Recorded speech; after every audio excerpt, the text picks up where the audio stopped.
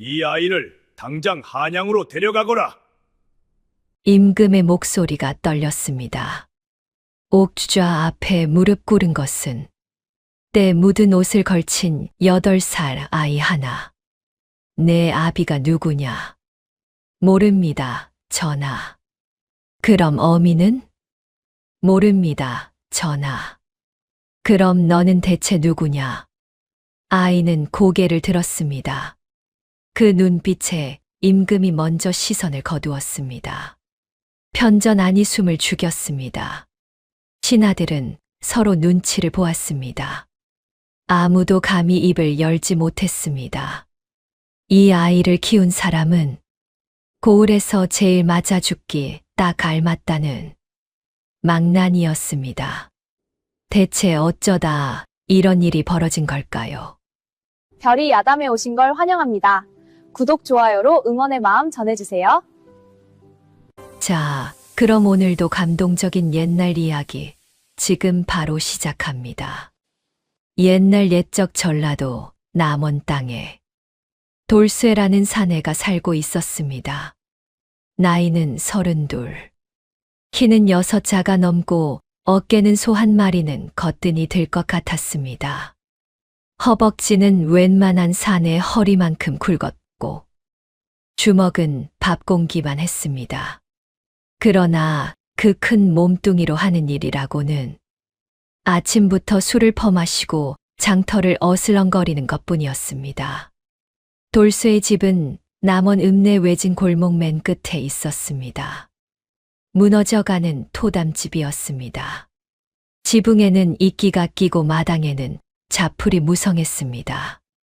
담벼락에는 금이 가 있었고 문짝은 제대로 닫히지도 않았습니다. 부뚜막에는 먼지가 쌓여 언제 불을 떼었는지조차 알 수 없었습니다. 마당 한쪽에는 깨진 항아리 두어 개가 나뒹굴었습니다. 이른 봄이었습니다. 산자락에 진달래꽃이 막 피어나던 어느 아침. 돌쇠는 오늘도 비틀거리며 남원 장터로 향했습니다. 눈은 충혈되어 있었고 머리는 헝클어져 있었습니다. 어젯밤에 마신 술이 아직 덜 깬 모양이었습니다. 골목을 지나다 안악 하나와 부딪혔습니다. 아이고, 안악이 들고 있던 보따리가 떨어졌습니다. 돌쇠는 쳐다보지도 않고 그냥 지나쳤습니다. 안악은 등 뒤에 대고 중얼거렸습니다. 쯧쯧. 저 양반은 오늘도 저러네. 돌쇠의 귀에도 들렸습니다. 그러나 걸음을 멈추지 않았습니다. 오래전부터 익숙한 소리였으니까요. 마을 사람들은 돌쇠를 멀리했습니다. 저 놈은 부모도 없고 처자식도 없어. 배운 것도 없고 가진 것도 없지. 하루 종일 술만 마시고 행패나 부리는 것을. 사람이 저렇게 살면 쓰나. 쯧쯧. 돌쇠 본인도 딱히 억울해하지 않았습니다. 그저 매일 아침 눈을 뜨면 장터로 나가 막걸리 한 사발을 마셨습니다. 거나하게 취하면 아무데나 쓰러져 잠을 잤습니다. 그게 그의 하루였고 그게 그의 삶이었습니다. 봄이 와도 여름이 와도 가을이 와도 겨울이 와도 돌쇠의 하루는 달라지지 않았습니다. 장터 어귀에 이르렀을 때였습니다. 평소에 돌쇠가 드나들던 주막집 앞에 백발이 성성한 노인 하나가 앉아 있었습니다. 남루한 차림이었지만 눈빛만큼은 형형했습니다.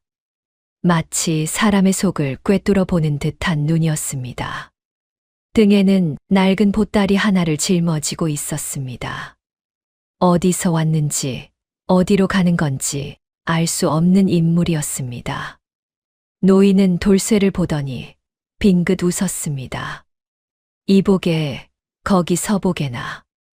돌쇠는 멈칫했습니다. 노인이 자신에게 말을 거는 것이 낯설었습니다. 대부분의 사람들은 돌쇠를 보면 고개를 돌리거나 걸음을 빨리 했으니까요. 뭐요, 영감. 자네 손 좀 보세. 손금을 보겠네. 돌쇠는 코웃음을 쳤습니다. 저 같은 놈 손금을 봐서 뭘 하게요. 볼 것도 없이 뻔하지 않습니까? 가진 것도 없고 배운 것도 없는 놈이라고 나올 텐데요. 그러나 노인은 물러서지 않았습니다. 꼬부라진 손가락으로 돌쇠의 손목을 가리켰습니다. 이리 내보게. 돌쇠는 귀찮다는 듯 손을 내밀었습니다. 어차피 오늘도 갈 곳이 없었습니다. 술이나 한 사발 마시기 전에 잠깐 시간을 보내는 것도 나쁘지 않다 싶었습니다. 노인은 돌쇠의 손바닥을 한참 들여다보았습니다. 이마에 주름이 잡혔습니다. 혀를 찼습니다. 뭐가요? 자네 손금에 귀한 자식선이 있네. 돌쇠는 픽 웃었습니다. 영감, 헛소리도 정도껏 하시오. 저한테 무슨 자식이요? 저 자식도 없는 놈한테.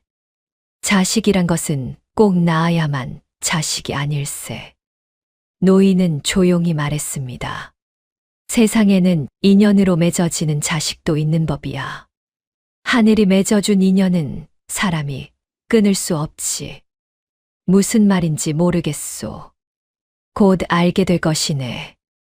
단, 한 가지만 기억하게. 노인은 돌쇠의 눈을 똑바로 바라보았습니다. 그 눈빛이 어찌나 깊던지 돌쇠는 잠깐 숨이 막히는 것 같았습니다. 베푼 것은 반드시 돌아오는 법일세.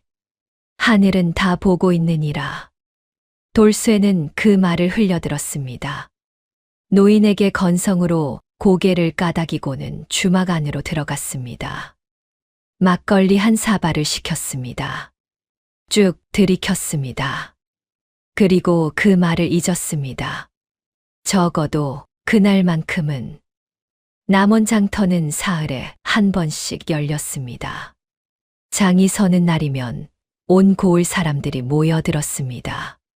채소 장수, 포목 장수, 옹기 장수, 엿 장수, 생선 장수의 비린내와 떡 장수의 구수한 냄새가 뒤엉켰습니다. 아이들 웃음소리와 어른들 흥정소리가 왁자하게 울렸습니다. 장터는 언제나 살아있는 것처럼 북적였습니다. 돌쇠는 그 장터의 터줏대감이었습니다. 물론 좋은 의미는 아니었습니다. 그는 장이 서는 날이면 어김없이 나타나 술 한 사발로 시작해 서너 사발을 비우고 흥이 오르면 목청을 높여 노래를 불렀습니다. 기분이 나쁘면 싸움을 걸었습니다. 장사꾼들은 돌쇠가 나타나면 긴장했습니다. 또 왔네, 저 망나니.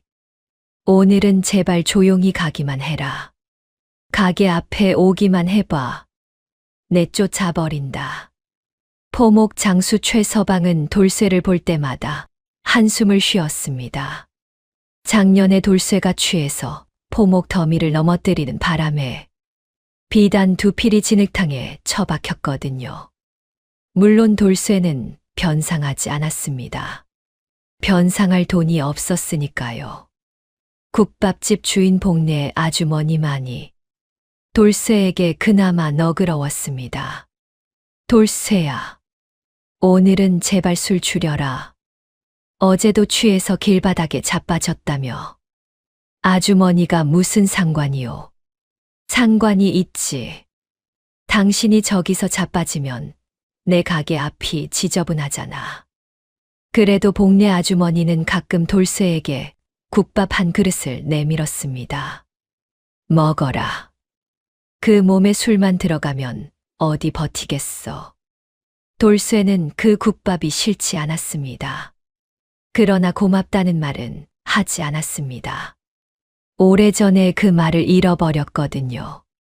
그런데 사실 돌쇠가 처음부터 이런 사람은 아니었습니다.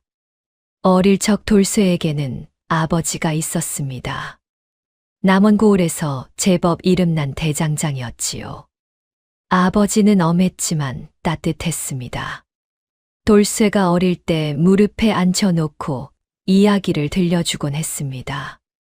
돌쇠야, 이 세상에서 제일 무거운 것이 뭔지 아냐? 모르겠는데요. 쇠가 아니야. 금도 아니야. 사람 마음이야. 사람 마음이 제일 무겁고 또 제일 귀한 거야. 어머니는 손이 거칠었지만 눈이 따뜻했습니다. 밥상을 차리면서도 흥얼흥얼 노래를 불렀습니다. 돌쇠는 그 노래 소리를 들으며 잠이 들곤 했습니다. 그러나 돌쇠가 16살 되던 해, 역병이 돌았습니다. 아버지가 먼저 쓰러졌습니다. 사흘을 앓더니 일어나지 못했습니다. 어머니도 그 뒤를 따랐습니다. 돌쇠는 보름 사이에 부모를 모두 잃었습니다.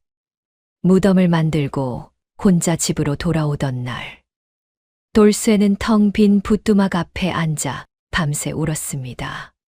그 이후로는 울지 않았습니다. 이후 돌쇠는 혼자였습니다.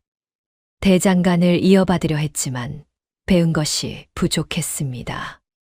이것저것 일을 해봤지만 뭐 하나 제대로 되는 것이 없었습니다. 머슴살이도 해보았고 장사도 해보았고 막노동도 해보았습니다. 그러나 세상은 혼자인 젊은이에게 쉽지 않았습니다. 그렇게 16년이 지나는 동안 그는 점점 무너져 갔습니다. 술이 유일한 친구였습니다. 취하면 아무것도 생각하지 않아도 되었습니다. 부모 생각도, 외로운 생각도, 앞날에 대한 두려움도 모두 막걸리 한 사발 속에 녹아내렸습니다. 그런 돌쇠에게 딱 한 가지 좋은 점이 있었다면 그건 바로 약한 사람을 함부로 건드리지 않는다는 것이었습니다. 장터에서 어린아이나 노인이 힘센 자에게 치이는 것을 보면 돌쇠는 달려들어 그 힘센 자를 혼내주었습니다. 그건 취했을 때도 마찬가지였습니다. 어느 해 여름, 장터 한쪽에서 건달 하나가 떡장수 할머니의 떡판을 발로 차는 것을 보았습니다. 외상값을 달라는 것이었습니다. 할머니는 손이 발이 되도록 빌었습니다. 돌쇠는 그 건달의 멱살을 잡았습니다. 이놈, 내가 무슨 짓을 하는 거냐? 이게 뭐야? 너는 누구냐? 저 할머니한테 사과해. 뭐, 이 망나니 놈이 감히. 한바탕 싸움이 벌어졌습니다. 건달은 돌쇠의 주먹에 코뼈가 부러져 울며 도망쳤습니다. 마을 사람들은 그것만큼은 인정했습니다. 망나니긴 해도 나쁜 망나니는 아니요. 속은 썩지 않았다니까. 그것이 돌쇠가 가진 전부였습니다. 그리고 그해 봄, 장이 서던 어느 날 오후였습니다. 돌쇠는 막걸리 2사발을 비우고 장터를 어슬렁거리고 있었습니다. 발걸음이 약간 흔들렸습니다. 봄 햇살이 따뜻하게 등을 두드렸습니다. 졸음이 왔습니다. 그때였습니다. 장터 귀퉁이에서 이상한 소리가 들렸습니다. 아이 우는 소리가 아니었습니다. 짐승 소리도 아니었습니다. 가느다랗고 작은 그러나 꽤 또렷한 소리였습니다. 돌쇠는 발길을 멈추었습니다. 귀를 기울였습니다. 소리는 장터 구석 거름더미 쪽에서 났습니다. 소리가 나는 곳으로 다가갔습니다. 거름더미 옆이었습니다. 파리가 들끓고 냄새가 코를 찌르는 그 더러운 자리에 강보에 쌓인 갓난아기 하나가 놓여 있었습니다. 돌쇠는 눈을 비볐습니다. 다시 보았습니다. 아기가 맞았습니다. 강보는 낡고 해졌지만 그런대로 포근하게 쌓여 있었습니다. 누군가 정성스럽게 감쌌다는 흔적이 느껴졌습니다. 그러나 왜 여기 버려졌는지는 알 수 없었습니다.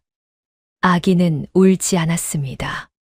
그저 눈을 동그랗게 뜨고 돌쇠를 바라보고 있었습니다. 그 눈이 이상했습니다. 갓난아기의 눈이라고 하기에는 너무 맑고 깊었습니다. 마치 돌쇠의 속을 다 들여다보는 것 같은 눈이었습니다. 별처럼 반짝이는 눈이었습니다. 돌쇠는 순간 술이 깨는 것을 느꼈습니다. 주변을 둘러보았습니다. 아기를 버리고 간 사람이 있나 싶어서요. 그러나 아무도 없었습니다. 장터 사람들은 저마다 자기 일에 바빠 걸음더미 근처에는 얼씬도 하지 않았습니다.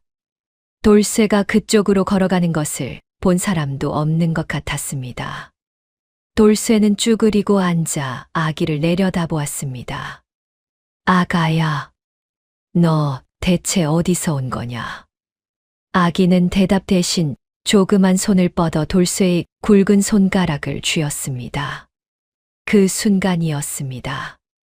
돌쇠의 가슴 어딘가에서 무언가가 툭 하고 끊어지는 느낌이 들었습니다. 16년 동안 굳게 닫아두었던 문이 삐걱거리며 열리는 것 같았습니다. 가슴이 뜨거워졌습니다. 그는 한참을 그렇게 있었습니다. 그러다 천천히 아기를 안아들었습니다. 가볍고 따뜻했습니다. 갈 데가 없구나. 그렇지. 아기는 돌쇠의 품에 안겨 조용히 눈을 감았습니다. 돌쇠는 장터를 돌며 아기를 버린 사람을 찾아보았습니다. 채소 장수에게 물었습니다. 모른다고 했습니다. 포목 장수에게 물었습니다. 못 봤다고 했습니다. 주막 주인 복내 아주머니는 고개를 저었습니다. 새벽부터 저기 있었던 것 같은데 아무도 주인을 못 봤어요. 아무래도 어젯밤에 몰래 갖다 놓은 것 같아요. 돌쇠는 한참을 생각했습니다. 아기를 관아에 맡겨야 하나. 그러나 관아에 맡겨봤자 어떻게 될지는 뻔했습니다. 종으로 팔리거나 굶어 죽거나. 돌쇠는 아기를 품에 꼭 안고 집으로 돌아갔습니다. 그날 저녁 장터에는 소문이 돌았습니다. 저 망나니 돌쇠가 아기를 데려갔대. 정신 나간 거 아냐?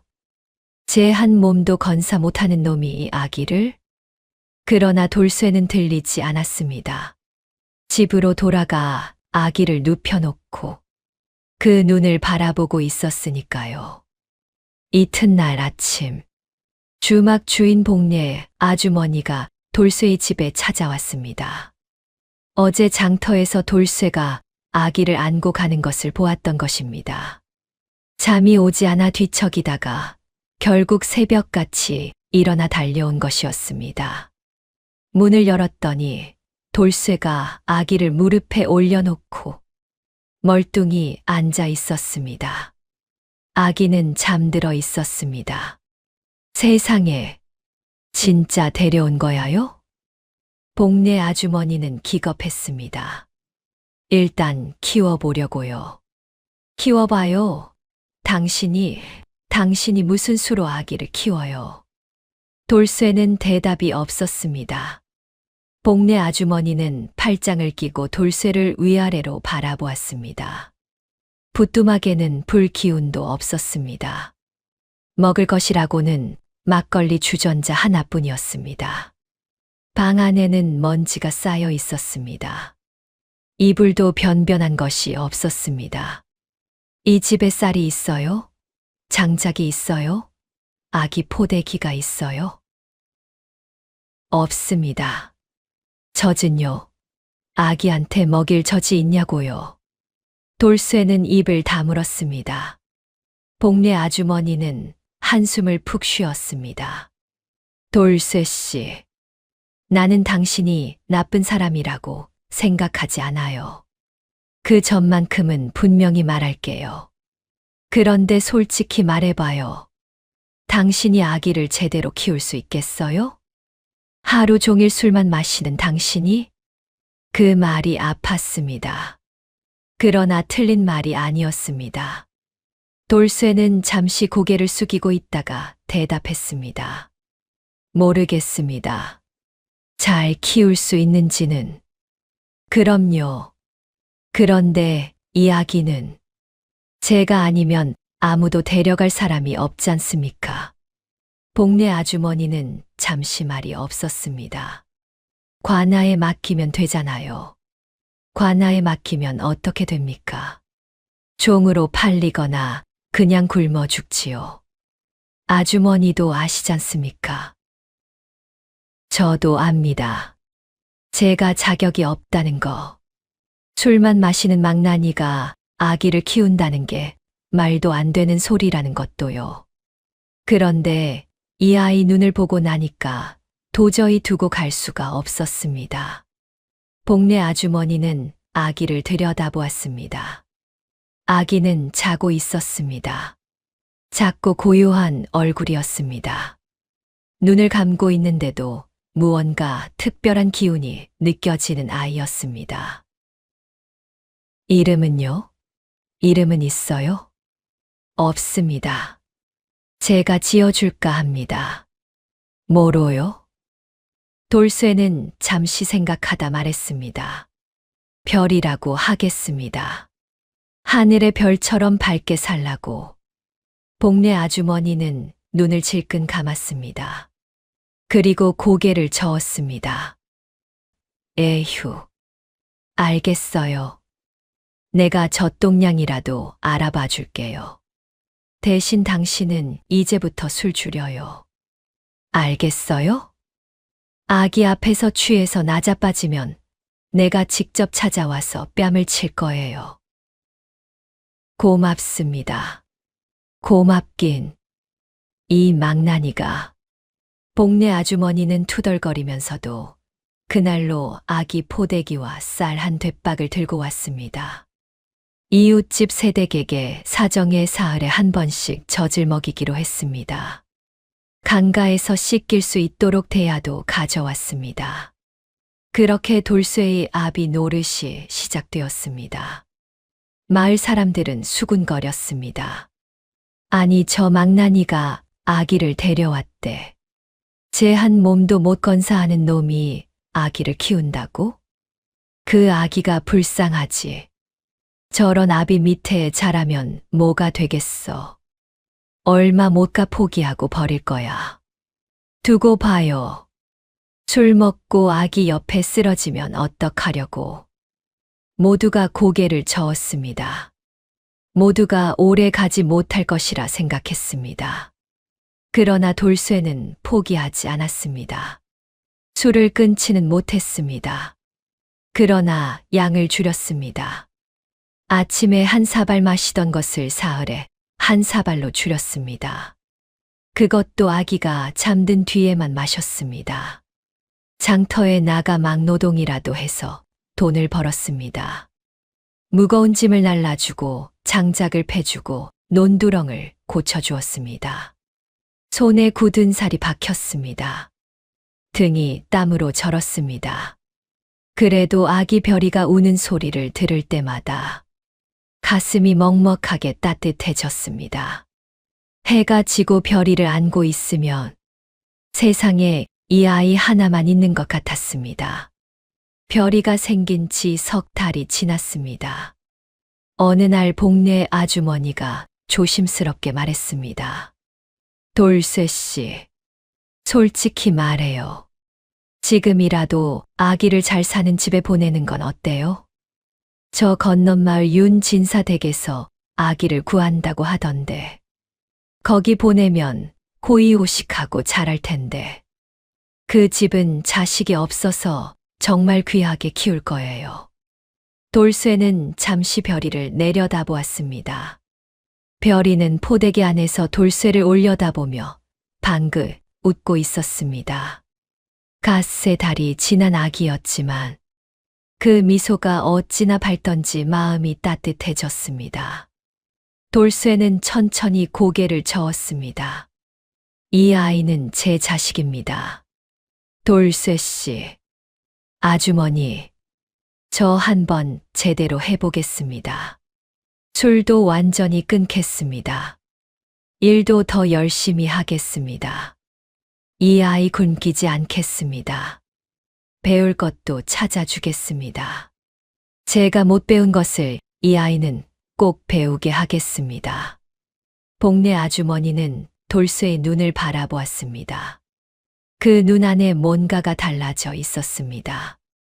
예전에 공허하고 흐릿하던 눈이 아니었습니다.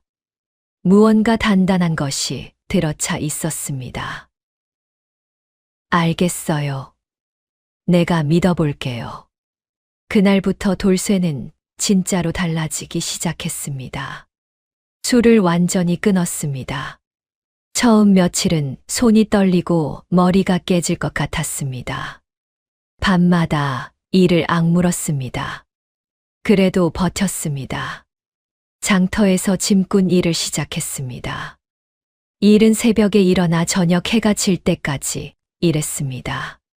집에 돌아오면 별이를 안고 노래를 불러주었습니다. 서툴고 음정도 맞지 않는 노래였지만 별이는 그 노래를 좋아했습니다. 노래가 시작되면 방긋 웃으며 손발을 버둥거렸습니다. 복내 아주머니는 그 모습을 보고 혀를 찼습니다. 그러나 눈은 웃고 있었습니다. 별이가 두 돌이 되던 해 봄이었습니다.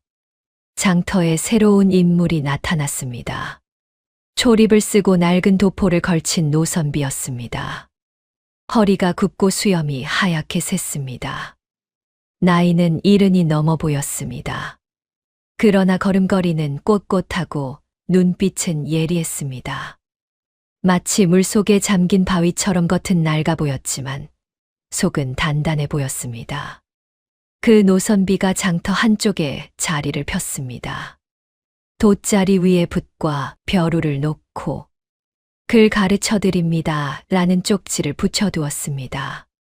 장터 사람들은 관심을 갖지 않았습니다. 글을 배워서 뭐해? 우리 같은 사람들이. 저 노인도 어디서 흘러온 사람이겠지. 돌쇠는 처음에 별 관심이 없었습니다. 그런데 어느 날 짐을 나르다 쉬는 참에 노선비 옆을 지나쳤습니다. 그때 별이가 노선비의 붓을 가리키며 손을 뻗었습니다. 아버지, 저거. 아직 2살배기 아이가 붓에 관심을 보이다니. 돌쇠는 피식 웃었습니다. 저건 붓이야. 글 쓰는 거. 적어 주세요. 주는 게 아니야. 저 할아버지 물건이야. 그런데 노선비가 고개를 들었습니다. 그리고 별이를 보더니 표정이 굳었습니다. 잠깐. 노선비는 자리에서 일어나 별이에게 다가왔습니다. 별이의 눈을 들여다보았습니다. 한참을 별이도 노선비를 바라보았습니다. 도망치거나 낯을 가리지 않았습니다. 그저 조용히 그 눈을 바라보았습니다. 노선비의 눈썹이 천천히 올라갔습니다. 이 아이, 이름이 무엇이오? 별이입니다. 부모는 제가 아비입니다. 노선비는 돌쇠를 보았습니다. 그리고 다시 별이를 보았습니다. 그러더니 낮은 목소리로 중얼거렸습니다. 이런 눈을 가진 아이는 살면서 처음 보는구나. 돌쇠는 어리둥절했습니다. 무슨 말씀이십니까? 노선비는 한참을 망설이다 말했습니다. 이 아이는 보통 아이가 아닙니다. 내 안에 내가 모르는 힘이 있다. 잘 키우시오. 이 아이는 훗날 큰일을 할 것입니다. 돌쇠는 그 말을 고지 들을 수 없었습니다. 선생님, 저는 그냥 장터 짐꾼입니다. 이 아이도 그냥 제가 주워온 아이고요. 큰일이 다 뭡니까? 노선비는 고개를 저었습니다. 하늘이 이 아이를 이곳에 보낸 데는 이유가 있을 것이오. 그 이유는 때가 되면 알게 되겠지요. 그 후 노선비는 장터에 자주 나왔습니다. 그리고 이상하게도 별이와 이야기하는 것을 즐겼습니다. 2살배기 아이와 무슨 이야기를 할 수 있겠나 싶었지만 별이는 노선비 곁에 앉으면 눈을 빛내며 그의 말을 들었습니다. 노선비는 천자문을 가르쳐 주었습니다. 글자를 짚어 주었습니다. 이건 하늘천티엔이야. 따라 해봐. 하늘천. 이건 땅지디야. 땅지. 이건 가마솥부후야. 가마솥부. 별이는 한 번 들으면 잊지 않았습니다. 다음 날 오면 어제 배운 것을 모두 기억했습니다. 그 다음 날 오면 그 전날 배운 것까지 기억했습니다. 이 아이는 한 번 보면 기억합니다. 한 번 들으면 압니다. 노선비는 돌쇠에게 말했습니다. 이런 아이를 저는 본 적이 없습니다. 그냥 아이들이 다 그런 거 아닙니까? 아닙니다. 저는 평생 아이들을 가르쳐 왔습니다. 이런 아이는 처음입니다. 노선비 백훈장은 그때부터 별이의 스승이 되었습니다. 돈 한 푼 받지 않고 그저 이 아이의 눈빛이 좋아서라고 했습니다. 별이가 3살이 되었습니다. 그 무렵부터 마을에 이상한 소문이 돌기 시작했습니다. 발단은 이랬습니다. 어느 날 돌쇠가 별이를 등에 업고 장터를 지나가고 있었습니다. 그때 갑자기 별이가 말했습니다. 아버지, 저기 아저씨. 돌쇠가 고개를 돌렸습니다. 장터에서 국밥을 먹고 있는 김서방이었습니다. 아무것도 이상할 것이 없어 보이는 평범한 남자였습니다. 새벽부터 바치를 하고 들어온 듯 얼굴이 햇볕에 그을려 있었습니다. 왜? 저 아저씨 집에 불 나요. 돌쇠는 어이가 없었습니다. 무슨 소리야? 아직 해도 중천인데 불이 무슨 불이야? 오늘 밤에요.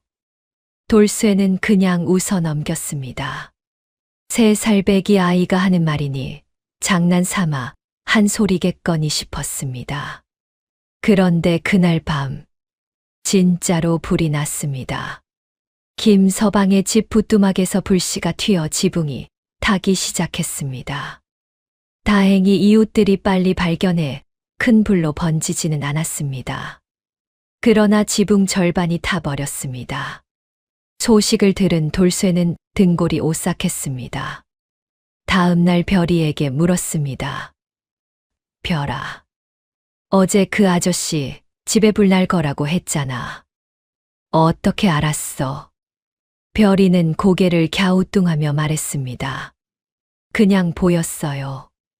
아저씨 머리 위에 검은 연기가 피어오르고 있었거든요. 돌쇠는 말문이 막혔습니다. 머리 위에 연기가? 네. 아버지 눈에는 안 보여요? 안 보이는데. 별이는 갸우뚱했습니다. 이상하다. 저는 다 보이는데. 그 후로도 별이의 말은 계속 들어맞았습니다. 4살이 되던 해 여름이었습니다. 장터에서 돼지를 팔러 온 박서방을 보더니 별이가 말했습니다. 아버지, 저 아저씨 오늘 돼지 다 팔 수 있어요. 근데 가운데 있는 큰 놈은 좀 늦게 팔려요. 그날 박서방은 가져온 돼지를 거의 다 팔았습니다. 가운데 있는 큰 돼지만 해가 기울 무렵에야 겨우 팔렸습니다. 이튿날에는 또 다른 말을 했습니다. 아버지, 저 할머니 오늘 집에 가다가 발을 다칠 것 같아요. 돌쇠는 그 할머니에게 달려가 발밑을 조심하라고 했습니다. 할머니는 처음에 의아해했지만 발걸음을 조심했고 결국 아무 일도 없었습니다. 할머니는 고개를 갸우뚱했습니다. 근데 돌아오는 길에 돌멩이가 하나 튀어나와 있었네.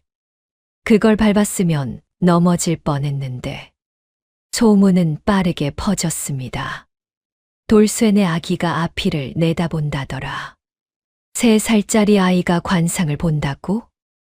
말도 안 돼. 그게 무슨 귀신 씻나라 까먹는 소리야. 아니, 진짜야. 내가 두 눈으로 봤어. 그 애가 한 말이 다 맞았다고. 처음에는 믿는 사람이 없었습니다. 그러나 별이의 말이 10번, 20번 맞아 떨어지자 사람들은 슬금슬금 돌쇠를 찾아오기 시작했습니다. 돌쇠야, 우리 큰아들 이번 과거 시험에 붙을까? 그것 좀 물어봐 주게. 내 이번 달 장사가 잘 될지 아기한테 물어봐 줄 수 있어. 내 남편이 병이 나았는지 한번 봐줄 수 있을까? 돌쇠는 처음에는 거절했습니다. 아이한테 그런 걸 물어보는 게 말이 됩니까? 좀 봐주게. 제발. 결국 돌쇠는 별이에게 물어보았습니다. 별이는 잠시 눈을 감았다가 뜨더니 말했습니다. 아버지 친구 아들. 시험 붙어요. 그런데 3번째 문제에서 실수할 것 같아요. 그걸 조심하라고 해요. 그 말을 전해 들은 과거 준비생은 반신반의했지만 3번째 시험 문제를 특히 신경 써서 답했습니다. 그리고 합격했습니다. 별이가 5살이 되자 소문은 고을 밖까지 퍼졌습니다. 인근 고을의 부자들이 찾아왔습니다. 우리 딸년 혼사 어떻게 될지 좀 봐주게. 내 땅에 묻어둔 항아리가 어딨는지 찾아줄 수 있나. 내 사업이 오래 잘 될지 한 번만 봐주게. 별이는 그들 앞에서 잠시 눈을 감았다가 뜨고는 또렷한 목소리로 말했습니다. 그 혼사는 잘 될 거예요. 단, 상대방 집에 병이 있어요. 그것만 조심하세요. 항아리는 뒤뜰 감나무 아래 묻혀 있어요. 올해 장사는 봄까지는 잘 되고 여름부터 조심해야 해요. 신기하게도 그 말들은 모두 사실이었습니다. 혼사는 성사되었습니다. 항아리는 감나무 아래서 나왔습니다. 그 상인은 봄에 큰 이익을 냈지만 여름에 홍수로 창고가 잠겼습니다. 어느 날은 고을 원님의 심부름꾼이 찾아왔습니다. 날이 깨서 신통한 아이가 있다는 말을 들으셨습니다. 한번 보고 싶으시다 하십니다. 돌쇠는 긴장했습니다. 원님이라고 하면 고을에서 제일 높은 사람이었으니까요. 별이를 데리고 관아에 갔습니다. 원님은 별이를 보더니 코웃음을 쳤습니다. 5살짜리 아이가 관상을 봐. 그런 황당한 소리를 믿고 다 왔단 말인가. 어이없는 일이로다. 그러나 별이는 눈도 깜빡하지 않고 원님을 바라보았습니다. 날이. 뭐야? 별이는 조용하고 또렷하게 말했습니다. 날이 어머님. 오늘 해가 지기 전에 숨을 거두실 것 같습니다. 관아 안이 쥐 죽은 듯 조용해졌습니다. 원님의 얼굴이 굳었습니다. 이 아이가 지금 무슨 소리를. 그때였습니다. 관아 밖에서 달려오는 발소리가 들렸습니다. 하인 하나가 숨을 헐떡이며 뛰어들었습니다. 날이, 큰일 났습니다. 마님께서. 원님은 자리에서 벌떡 일어났습니다. 그날 해가 지기 전 원님의 어머니는 세상을 떠났습니다. 관아 안팎으로 발칵 뒤집혔습니다. 원님은 장례를 치른 뒤 별이를 다시 불렀습니다. 이번에는 목소리가 낮았습니다. 표정도 달랐습니다. 아이야, 너는 대체 어떻게 이런 것을 아느냐? 별이는 차분하게 대답했습니다.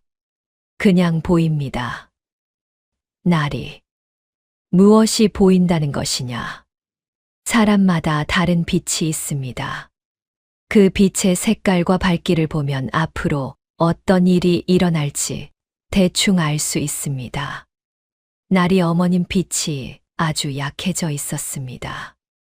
원님은 한참 말이 없었습니다. 그러더니 천천히 말했습니다. 이 아이는 보통 아이가 아니다. 잘 돌보도록 하라. 원님은 돌쇠에게 쌀 10말과 배 5피를 내렸습니다. 그리고 그 후로 별이는 고을에서 유명한 인물이 되었습니다. 돌쇠는 어깨가 으쓱해졌습니다. 별아, 이제 우리 고을에서 모르는 사람이 없겠는데. 별이는 고개를 갸우뚱했습니다. 아버지, 유명해지는 게 꼭 좋은 일은 아닐 수도 있어요. 왜? 모르겠어요. 그냥 그런 느낌이에요. 돌쇠는 그 말을 가볍게 흘려들었습니다. 그러나 그 말은 얼마 지나지 않아 사실이 됩니다. 별이가 6살이 되던 해 가을, 장터에서 이상한 사람들이 나타나기 시작했습니다. 검은 옷을 입은 사내둘이었습니다. 장터 귀퉁이에 서서 별이를 지켜보았습니다. 말도 하지 않았습니다. 그냥 바라볼 뿐이었습니다. 며칠이 지나도 사라지지 않았습니다. 돌쇠는 불안했습니다. 복내 아주머니도 눈치를 챘습니다. 돌쇠 씨, 저 사람들 뭔가 수상하지 않아요? 누가 보낸 사람들 같아요. 저도 그렇게 생각합니다. 별이 조심시켜요. 아이가 너무 유명해지면 탐내는 사람이 생기는 법이에요. 귀한 것을 품으면 도둑이 든다고 하지 않습니까? 돌쇠는 그때부터 별이를 혼자 내보내지 않았습니다. 항상 곁에 붙어 다녔습니다. 밤에는 문을 단단히 걸어 잠갔습니다. 그런데 어느 날, 검은 옷사내 둘 중 하나가 돌쇠에게 다가왔습니다. 그 아이를 우리 주인께 보여주시오. 사례는 후하게 하겠소. 누구 말씀이십니까? 그것은 말할 수 없소. 돌쇠는 거절했습니다. 그 아이는 제 자식입니다.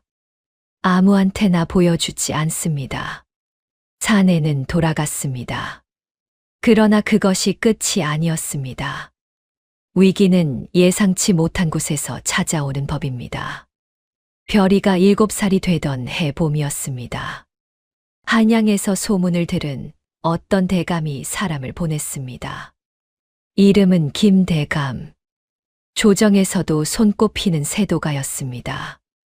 학문으로도 이름이 높고 인품으로도 존경받는 분이었습니다. 심부름꾼은 돌쇠에게 편지를 전했습니다. 내용인즉슨 김대감의 아들이 2해 전부터 알 수 없는 병으로 앓고 있는데 이 고을에 신통한 아이가 병을 낫게 할 방법을 알 것 같다는 소문을 들었다는 것이었습니다. 한양으로 와주면 사례를 후이하겠다는 말도 있었습니다. 돌쇠는 별이에게 물었습니다. 별아, 한양에 가볼까? 아픈 아이를 도울 수 있대. 별이는 잠시 생각하더니 고개를 끄덕였습니다. 가요. 그 아이, 저를 기다리고 있어요. 기다린다고. 아직 만난 적도 없는데. 모르겠어요. 그냥 느낌이에요. 빨리 가야 할 것 같아요. 그렇게 돌쇠와 별이는 한양으로 향했습니다. 열흘 만에 닿은 한양은 남원과는 달랐습니다. 집들이 즐비하고 사람들이 넘쳐났습니다. 우마차 소리와 장사꾼 소리가 뒤섞여 귀가 울렸습니다. 별이는 눈을 반짝이며 이것저것 바라보았습니다. 아버지, 저 큰 기와집은 뭐예요? 대감댁이라고 하는 거야. 저 사람들은 왜 저렇게 빨리 걸어요? 한양 사람들은 다 바쁜 거야. 저 냄새는요? 시장 냄새야. 별이는 눈을 크게 뜨고 한양의 모든 것을 담으려는 듯 했습니다. 김대감 댁에 도착했습니다. 거대한 기와집이었습니다. 마당만 해도 남원 장터만큼 넓었습니다. 정원에는 소나무와 연못이 있었고 하인들이 분주하게 오갔습니다. 대감은 직접 나와 맞이했습니다. 멀리서 수고하였소. 어서 들어오시게. 병석에 누워있는 아이는 10살이었습니다. 얼굴이 하얗게 떠 있었고 숨소리가 가늘었습니다. 2해째 이런 상태였다고 했습니다. 온갖 의원이 와보았지만 아무도 원인을 찾지 못했습니다. 별이는 아이 곁에 앉아 한참을 바라보았습니다. 그러더니 말했습니다. 대감마님, 말하거라. 이 아이는 병이 있는 것이 아닙니다. 무서운 것을 보아서 마음이 다친 겁니다. 2해 전에 크게 놀랐던 일이 있지요? 대감은 눈이 커졌습니다. 어찌 그것을? 뒤뜰 우물에서 무언가를 보았습니다. 그것이 아직 이 아이 마음속에 박혀 있습니다. 아이가 무서워서 말하지 못하는 것입니다. 대감의 부인이 손으로 입을 막았습니다. 맞습니다. 2해 전에 뒤뜰에서 혼자 놀다가 쓰러진 뒤로 저렇게 되었습니다. 귀신을 보았다고 했는데 어른들이 믿지 않았지요. 별이는 아이의 손을 잡았습니다. 그리고 조용한 목소리로 말했습니다. 괜찮아. 이제 아무것도 없어. 내가 다 보이거든. 지금은 아무것도 없어. 그 우물에는 아무것도 없어. 내가 본 건 사라졌어. 그 말이 채 끝나기도 전이었습니다. 아이의 눈꺼풀이 떨렸습니다. 천천히 눈을 떴습니다. 아이는 천장을 바라보았습니다.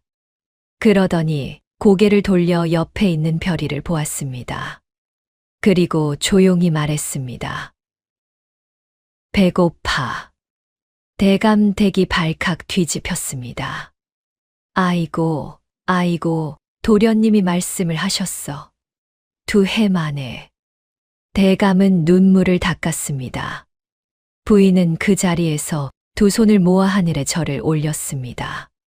하인들도 서로 손을 붙잡고 울었습니다. 그날 밤 대감은 돌쇠와 별이를 상석에 앉히고 성대한 밥상을 차렸습니다. 그대들은 내 아들의 목숨을 구해 주었소. 진심으로 감사드리오.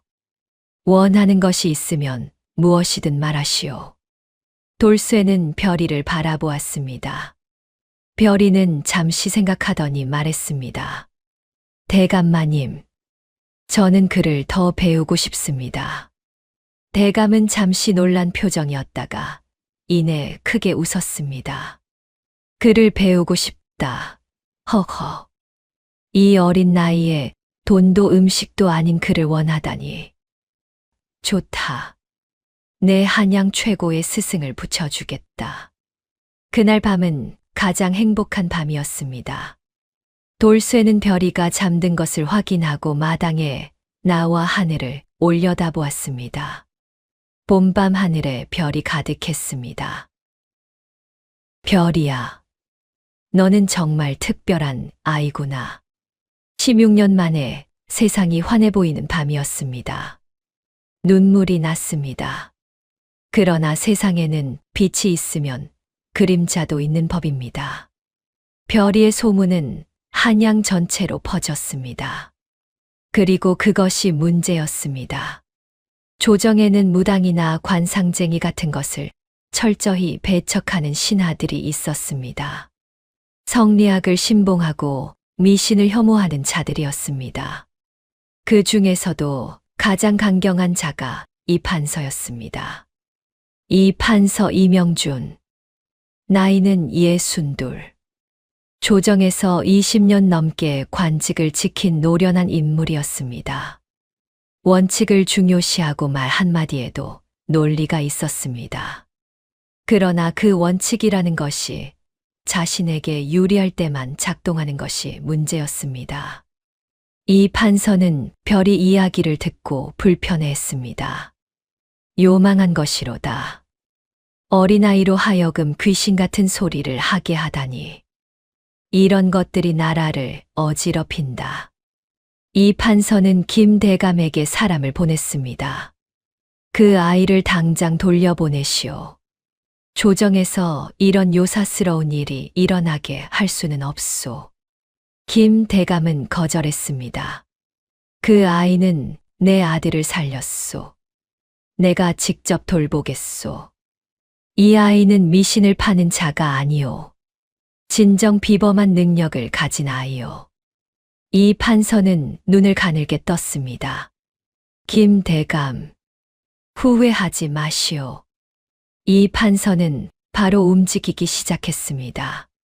첫 번째로 한 일은 소문을 뒤집는 것이었습니다. 신복들을 시장에 풀었습니다. 그들은 사람들이 많이 모이는 곳에서 조용히 이야기를 흘렸습니다. 그 아이가 사기꾼이래. 다 꾸며낸 이야기래. 저 망나니 아비가 돈을 뜯어내려고 아이를 이용하는 거래. 원님도 속았다는 말이 있던데. 한양 나온 것도 돈 때문이래.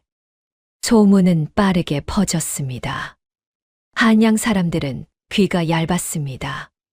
며칠 사이에 분위기가 달라졌습니다. 어제까지만 해도 신기하다고 했던 사람들이 오늘은 수군거렸습니다. 역시 사기꾼이었던 거 아냐? 망나니 출신이라더니 아이를 이용해 돈을 버는 거잖아. 김대감이 속은 거야. 돌쇠는 이 소문을 듣고 분노했습니다. 이게 무슨 소리요? 별이는 사기꾼이 아닙니다. 그러나 아무도 들으려 하지 않았습니다. 별이는 돌쇠의 환한 얼굴을 보며 말했습니다. 아버지, 화내지 마세요. 별아, 저 사람들이 너를 사기꾼이라고 하는데 어떻게 화를 안 내? 사람들이 무서워서 그러는 거예요. 자기가 이해 못하는 걸 보면 부정하고 싶어지는 거예요. 그건 잘못이 아니에요. 돌쇠는 그 말에 더 가슴이 아팠습니다. 7살짜리 아이가 하는 말이었습니다. 두 번째로 이 판서가 한 일은 더 교활했습니다. 관아에 사람을 보내 돌쇠의 신원을 조사하게 했습니다.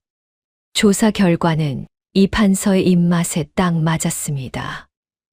돌쇠, 행패 이력 다수, 음주 소란 수십 건, 정식 직업 없음, 아이의 출생 불명. 이 판서는 이것을 들고 조정에 나섰습니다. 전하, 한양에 요망한 일이 벌어지고 있습니다. 신원 불명의 아이가 귀신 같은 말을 하고 다니며 백성들을 현혹시키고 있습니다. 더욱이 그 아이를 데리고 다니는 자는 술주정뱅이에 전과가 있는 망나니입니다. 이 자들을 당장 한양에서 내쫓아야 합니다. 임금은 말이 없었습니다. 전하, 더 알아보도록 하라. 임금은 결정을 미루었습니다. 이 판서는 불만이었지만 물러섰습니다. 그러나 그것으로 끝이 아니었습니다. 이 판서의 세 번째 수는 가장 잔인했습니다. 그는 건달 셋을 고용했습니다. 그 아이를 데려오너라. 조용히. 건달들은 돈을 받고 고개를 끄덕였습니다. 며칠 뒤 밤이었습니다. 돌쇠와 별이가 김대감대 켕낭채에서 자고 있었습니다. 돌쇠는 희미한 인기척에 눈을 떴습니다. 문이 열려 있었습니다. 그리고 별이의 자리가 비어 있었습니다. 별이. 돌쇠는 벌떡 일어났습니다. 마당으로 뛰어나갔습니다. 어둠 속에서 검은 옷을 입은 사내 셋이 별이를 안고 담을 넘으려 하고 있었습니다. 별이는 소리도 지르지 않았습니다. 그냥 가만히 그 사내의 품에 안겨 있었습니다. 그 눈이 돌쇠와 마주쳤습니다. 아버지. 그 한마디에 돌쇠의 전신으로 불이 솟았습니다. 이놈들. 돌쇠는 달려들었습니다. 건달색과 돌쇠 하나. 그러나 돌쇠는 장터에서 수십 년을 주먹질하며 산 사람이었습니다. 게다가 자식이 위험한 상황이었습니다. 두려움도 없었고 망설임도 없었습니다. 건달 하나가 주먹 한 방에 나가 떨어졌습니다. 둘째가 발길질을 했지만 돌쇠는 그 발을 잡고 내던졌습니다. 그러나 셋째가 품에서 무언가를 꺼냈습니다. 칼이었습니다. 이 망나니 놈이. 칼이 돌쇠의 옆구리를 스쳤습니다. 뜨거운 통증이 밀려왔습니다. 그러나 돌쇠는 신음을 삼키며 사내의 손목을 잡았습니다. 힘겨루기를 하다 결국 사내가 칼을 놓쳤습니다. 그러나 그 사이 별이를 아는 사내가 담을 넘어가고 있었습니다. 별이. 돌쇠는 옆구리에 피가 흐르는 것도 모르고 담을 향해 뛰었습니다. 그러나 이미 늦었습니다. 담 너머에서 말발굽 소리가 멀어져 갔습니다. 돌쇠는 담을 붙잡고 주저앉았습니다. 손에 피가 묻어났습니다. 별이. 김대감 댁이 발칵 뒤집혔습니다. 불빛이 켜지고 하인들이 이리저리 뛰었습니다. 돌쇠의 상처를 치료하면서 사람들이 이것저것 물었지만 돌쇠는 대답이 없었습니다. 그저 땅만 내려다보고 있었습니다. 별이가 없었습니다. 자신이 품에 안아 데려온 아이. 날마다 밥을 먹이고 옷을 입히고 잠을 재워준 아이. 서툰 노래를 들으며 방긋 웃어주던 아이. 술 냄새 나는 자신을 그래도 아버지라고 불러준 아이. 없어졌습니다. 김대감은 즉시 관아에 고했습니다. 그러나 이 판서 쪽 사람들이 관아를 틀어막고 있었습니다. 수사가 제대로 이루어지지 않았습니다. 증거가 없소. 어두운 밤에 누가 다녀갔는지 어찌 알겠소. 그 아이 납치라는 증거가 있소. 혹시 스스로 도망간 것 아니오? 돌쇠는 혼자 한양거리를 뒤졌습니다. 옆구리 상처에서는 계속 피가 배어 나왔습니다. 한 걸음 한 걸음 걸을 때마다 욱신거렸습니다. 그러나 멈출 수 없었습니다. 골목골목을 뒤졌습니다. 주막마다 들렸습니다. 행인들에게 물었습니다. 검은 옷 입은 사내들이 아이를 데리고 가는 거 못 보셨습니까? 아무도 모른다고 했습니다. 사흘을 찾았습니다. 아무것도 나오지 않았습니다. 나흘째 되는 날 밤. 돌쇠는 한강변에 주저앉았습니다. 강물이 검게 흘렀습니다. 오랜만에 술이 마시고 싶었습니다. 그러나 술집에 들어갈 기력조차 없었습니다. 상처에서 열이 났습니다. 온 몸이 떨렸습니다. 그냥 그 자리에 쓰러졌습니다. 별이를 데려온 것이 잘못이었을까?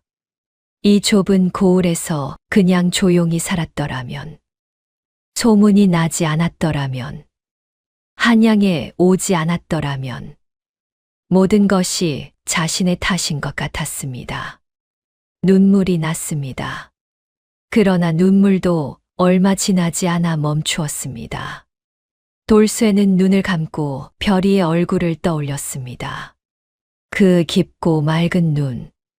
그 눈이 가만히 돌쇠를 바라보는 것 같았습니다. 그리고 예전에 노선비 백훈장이 했던 말이 떠올랐습니다. 이 아이는 보통 아이가 아닙니다.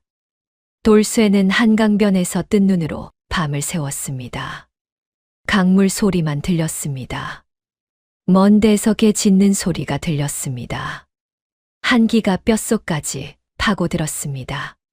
새벽동이 틀 무렵 어디선가 발소리가 들렸습니다. 돌쇠가 고개를 들었습니다. 노선비였습니다. 백훈장이었습니다. 남원에서 어떻게 여기까지 온 것인지 알 수 없었습니다. 그러나 돌쇠는 그 이유를 묻지 않았습니다. 그냥 반가웠습니다. 선생님? 노선비는 돌쇠 곁에 앉았습니다. 말없이 한강을 바라보았습니다. 강 위로 새벽 안개가 낮게 깔렸습니다. 한참이 지나서야 입을 열었습니다. 소식을 들었네. 별이가 없어졌습니다. 알고 있네. 제가 잘못한 것입니까? 한양에 데려온 것이 잘못이었습니까? 제가 더 잘 지켰어야 했는데. 노선비는 고개를 저었습니다. 아니야. 그런데 왜 이런 일이?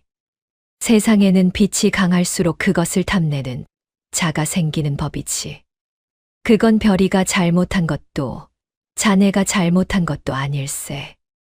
그것이 세상이 돌아가는 방식이야. 돌쇠는 주먹을 꽉 쥐었습니다. 그럼 어떻게 해야 합니까? 저는 아무것도 모릅니다. 아무것도 가진 것이 없고, 이 한양에서 제가 할 수 있는 게 아무것도 없습니다. 노선비는 잠시 눈을 감았습니다. 강바람이 수염을 흔들었습니다. 그러더니 천천히 말했습니다. 자네, 내가 처음 별이를 보던 날 한 말 기억하나? 돌쇠는 생각했습니다. 베푼 것은 반드시 돌아오는 법이라고 하셨습니다. 하늘은 다 보고 있다고. 맞네. 그게 지금 이 상황과 무슨 상관입니까? 자네는 별이에게 무엇을 주었나? 돌쇠는 멈칫했습니다. 아무것도 없는 망나니가 줄 수 있는 게 뭐가 있겠습니까? 밥이나 먹이고 잠이나 재우고 제대로 가르쳐 주지도 못했습니다. 이 고을 저 고을 끌고 다녔습니다.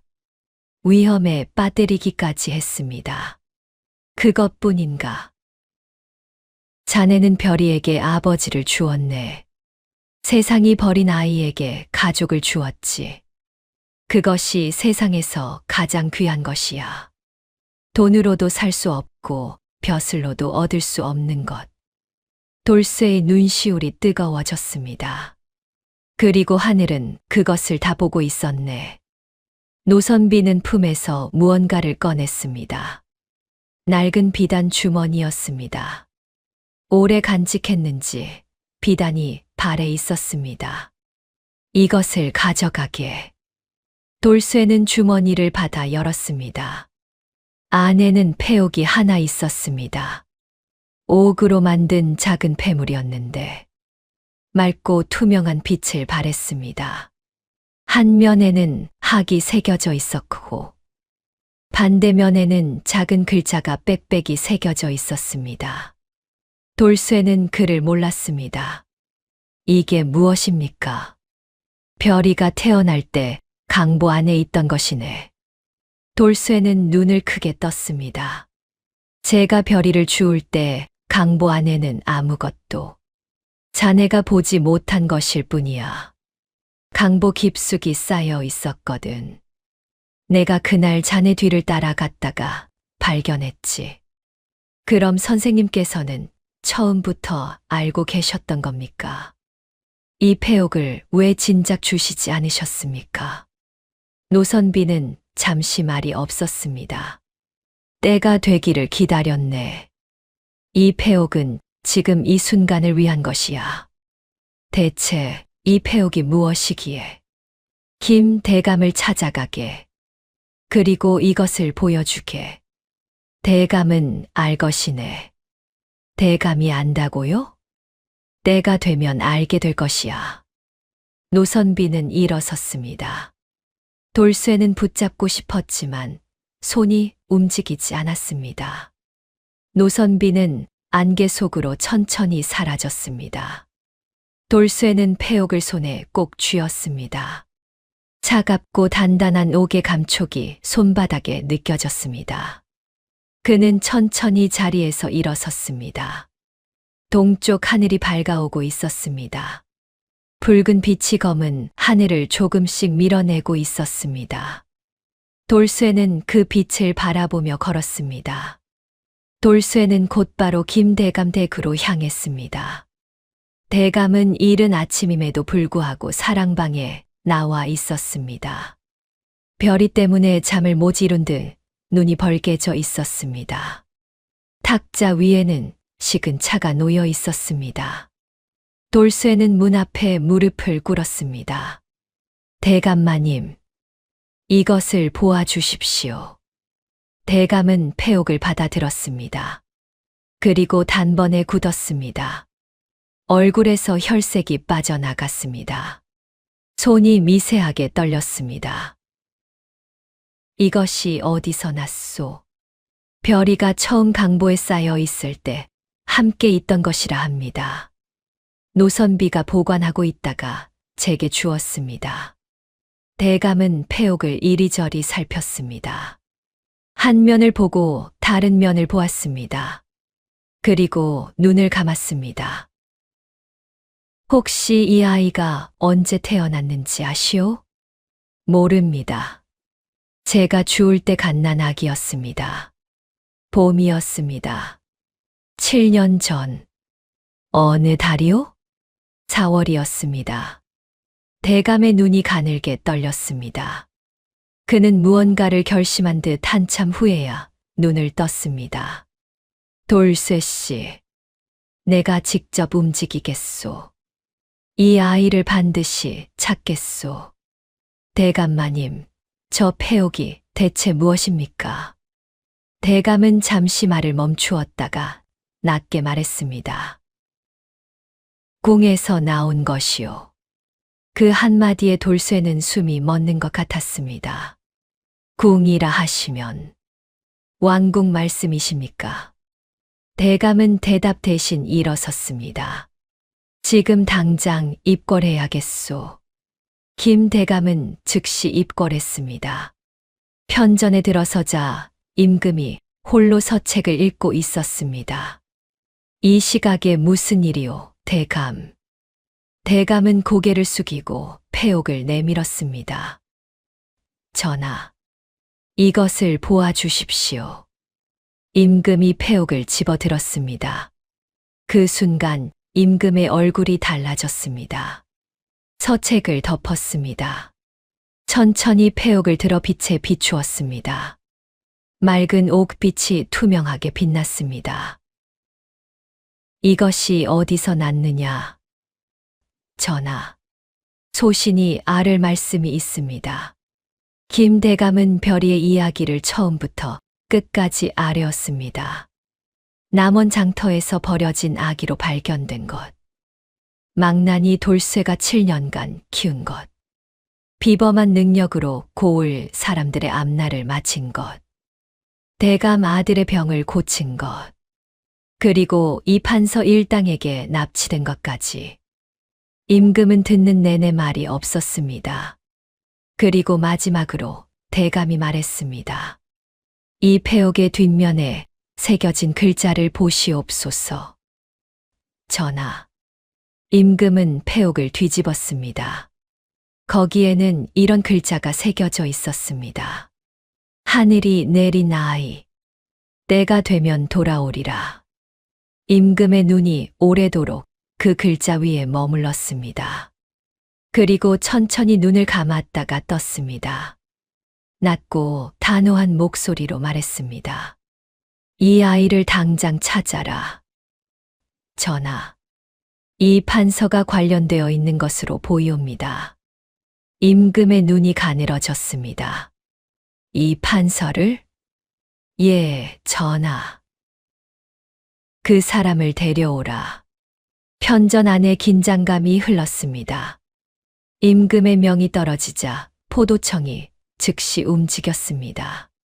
이 판서 집이 먼저 포위되었습니다. 이 판서는 이른 아침 자신의 집이 포도청에 둘러싸인 것을 보고 얼굴이 새하얗게 질렸습니다. 이게 무슨 일이오? 당장 비켜요. 이명준 판서께서는 임금 전하의 명을 받아 동행하셔야 합니다. 이 판서가 고용한 건달들이 제일 먼저 잡혔습니다. 그들은 혹독한 신문 앞에 금세 입을 열었습니다. 이 판서 대감께서 시켰습니다. 어린아이를 납치하여 데려오라고 하셨습니다. 이 판서의 집이 수색당했습니다. 별이는 이 판서 집 창고에 갇혀 있었습니다. 창고 문이 열렸을 때 별이는 창고 안에 가만히 앉아 있었습니다. 무서워하지도 않았습니다. 울지도 않았습니다. 어두운 창고 안에서 그저 눈을 감고 무언가를 기다리는 듯 했습니다. 나졸이 물었습니다. 아이야, 괜찮으냐? 다친 데는 없느냐? 별이는 눈을 떴습니다. 아버지 오셨어요? 응, 아직. 곧 오실 거예요. 제가 알아요. 그 말이 채 끝나기도 전에 돌쇠의 목소리가 들려왔습니다. 별이는 그제야 일어섰습니다. 그리고 문 쪽으로 뛰어갔습니다. 아버지. 돌쇠가 달려와 별이를 번쩍 안아들었습니다. 옆구리 상처에서 통증이 왔습니다. 전신에 힘이 빠졌습니다. 그래도 내려놓지 않았습니다. 별이를 꼭 안았습니다. 별아, 미안하다. 미안해. 아버지가 지키지 못했다. 아버지가 올 거라고 알았어요. 무서웠지만 기다렸어요. 돌쇠는 그 말에 더 세게 별이를 안았습니다. 눈물이 났습니다. 이 판서는 그날로 포도청에 끌려갔습니다. 조정에서의 신문은 가혹했습니다. 어린아이를 납치하였느냐? 임금의 명도 없이 사병을 동원하였느냐? 관아를 사사로이 이용하였느냐? 이 판서는 처음에는 변명했습니다. 그 아이는 요망한 것입니다. 나라를 어지럽히는 것입니다. 제가 한 일은 나라를 위한 것이었습니다. 그러나 증인들이 줄줄이 나왔습니다. 건달들도 나왔습니다. 관아를 막았던 하인들도 나왔습니다. 소문을 퍼뜨리러 다녔던 신복들도 나왔습니다. 이 판서의 신복들은 처벌이 두려워 앞다투어 입을 열었습니다. 판서 대감께서 직접 지시하셨습니다. 대감 명령으로 관아에 압력을 넣었습니다. 소문을 만들어 퍼뜨리라는 것도 대감명이었습니다. 이 판서는 얼굴이 창백해졌습니다. 변명은 더 이상 통하지 않았습니다. 가장 마지막으로 들어온 증인은 그의 오른팔이었습니다. 가장 믿었던 신복이었습니다. 이 판서는 그를 보며 말했습니다. 자네마저. 죄송합니다. 나리. 더는 따를 수 없습니다. 이 판서의 눈에서 빛이 사라졌습니다. 임금의 선고가 내려졌습니다. 이 판서 이명준. 어린아이를 납치하고 왕명을 거역하고 사사로운 이익을 위해 관아를 이용한 죄. 관직을 모두 박탈하고 전 재산을 몰수하여 귀양에 처한다. 이 판서는 그 자리에서 무릎이 꺾였습니다. 전하. 한 번만 끌어내어라. 300년 이씨 가문이 하루아침에 무너지는 순간이었습니다. 곤장을 맞고 만신창이가 된 몸으로 유배지로 끌려가면서 이 판서는 지나가는 사람들의 시선을 피했습니다.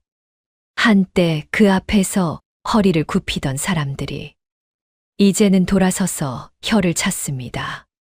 권세를 믿고 어린아이까지 건드리다니. 하늘이 무섭지 않았나. 제 발로 망한 거지. 누굴 탓하겠어. 결국 이렇게 되는구나. 이 판서의 집은 봉인되었습니다. 재산은 몰수되었습니다. 그의 아들들도 관직을 잃었습니다. 한때 그의 집 앞에서 줄을 서던 사람들은 모두 사라졌습니다. 탐욕과 오만이 부른 비참한 말로였습니다. 한편 임금은 별이를 직접 불렀습니다. 현전 안. 옥좌 앞에 별이가 무릎을 꿇었습니다. 돌쇠도 그 옆에 함께 무릎을 꿇었습니다. 아비가 누구냐? 모릅니다, 전하. 어미는? 모릅니다, 전하. 그럼 너는 대체 누구냐?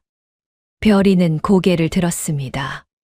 그 눈빛에 임금이 잠시 시선을 거두었습니다. 그리고 천천히 말했습니다. 이 아이를 당장 한양에 머물게 하라. 신하들이 술렁였습니다. 임금은 돌쇠에게 눈길을 돌렸습니다. 이 아이를 키운 자가 그대요? 예, 전하. 남원 장터의 짐꾼이라 들었소. 예, 전하. 한낱 망난이었습니다. 임금은 잠시 돌쇠를 바라보았습니다.